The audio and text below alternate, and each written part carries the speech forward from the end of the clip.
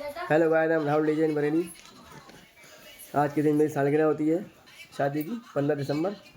और आज के दिन सबसे ज़्यादा ध्यान रखने का दिन होता है लोगों के लिए, जिस दिन लोगों की शादी होती है।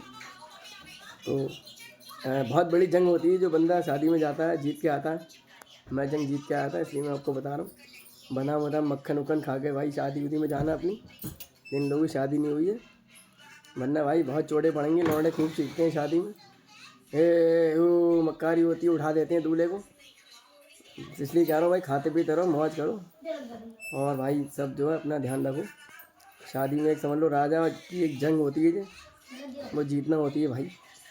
एक तरीके से आदमी जंग पे जा रहा होता है शादी के लिए, समझ लो। वो राजा की जंग और शादी, दूल्हे की शादी एक ही बराबर है।